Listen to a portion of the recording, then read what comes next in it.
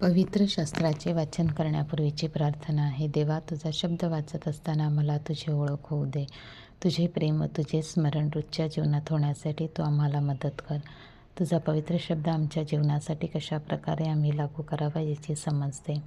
हे पवित्र आत्मे, आमच्यातील अज्ञान दूर कर. आमच्या कुटुंबात आणि या जगात हा पवित्र शब्द वाचत असताना तुझ्याविषयी व इतरांविषयी आमच्या हृदयात प्रेम प्रज्वलित कर. आमेन. बुधवार, तारीख 12 ऑगस्ट. पहिले वाचन यहेजकेल अध्याय 9 ओवी 1 ते 7, अध्याय 10 ओवी 18 ते 22. प्रभूने मला ऐकू येईल असे मोठ्याने म्हटले, नगर रक्षक हो, तुम्ही सगळे आपली विध्वंसक हत्यारे हाती घेऊन इकडे या. तेव्हा पहा, उत्तरेकडील वरच्या वेशीने 6 पुरुष आपल्या हाती विध्वंसक हत्यारे घेऊन आले. त्यांच्यामध्ये शुभ्र तागाचे वस्त्र त्यागलेला एक मनुष्य होता. त्याच्या कमरेनजीक कारकुनाची दौत होती. ते आत जाऊन पितळी वेदीजवळ उभे राहिले.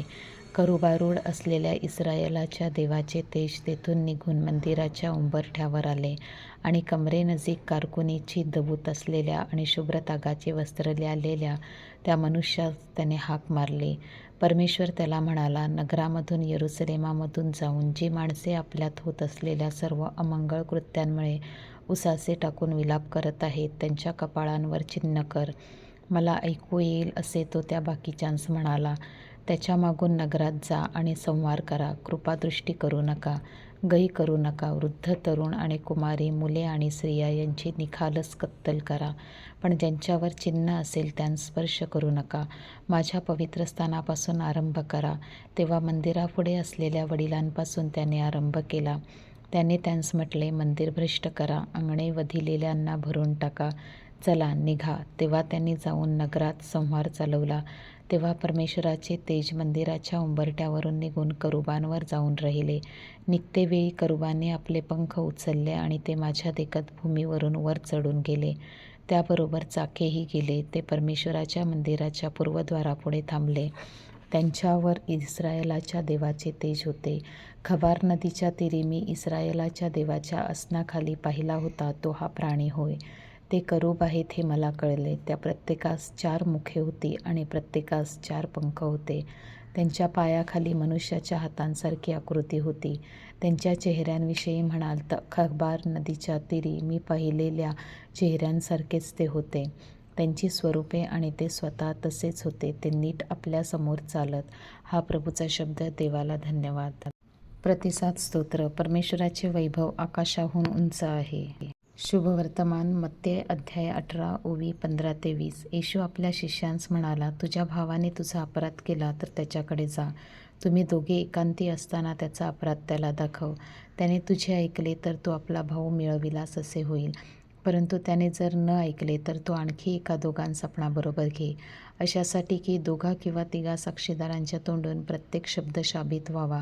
आणि जर त्याने त्यांचे न ऐकले तर मंडळीला कळव. आणि जर त्याने मंडळीचेही न ऐकले तर तो तुला परराष्ट्रीय किंवा जकातदार ह्यांच्यासारखा होऊ. मी तुम्हास खचित सांगतो, जे काही तुम्ही पृथ्वीवर बांधाल ते स्वर्गात बांधले जाईल, आणि जे काही तुम्ही पृथ्वीवर मोकळे कराल ते स्वर्गात मोकळे केले जाईल. मी आणखी तुम्हास खचित सांगतो, पृथ्वीवर तुमच्यापैकी 2 कोणत्याही गोष्टीविषयी एकत्रित होऊन विनंती करतील तर ती माझ्या स्वर्गातील पित्याकडून त्यांच्यासाठी केली जाईल. कारण जेथे 2 किंवा 3 माझ्या नावाने जमले आहेत, तेथे त्यांच्यामध्ये मी आहे. प्रभूचे शुभवर्तमान. हे ख्रिस्ता, तुझी स्तुती असो. चिंतन. मानवी संबंधांमध्ये चूक, दुःख आणि गैरसमज होतातच. येशू आपल्याला शिकवतो की जेव्हा एखादा बंधू पाप करतो तेव्हा त्याला गुपचुपाने प्रेमाने समजवावे. जर त्याने ऐकले नाही तर थोड्याच माणसांना घेऊन पुन्हा प्रयत्न करावा. आपल्याला एकमेकांबाबत चिंता वाटली पाहिजे. आपल्यात प्रेम आणि एकोपा टिकावा म्हणून आपणच पाऊल उचलायला हवे. जिथे 2-3 लोक येशूच्या नावाने एकत्र येतात तिथे तो स्वतः उपस्थित असतो. हे किती आश्वासक वचन आहे. प्रार्थनेतून आणि क्षमाशील संवादातून देवाची उपस्थिती आपल्या जीवनात येते. आपले घर, समाज आणि समाज गट हे प्रार्थनेच्या आणि शांततेच्या जागा होऊ देत.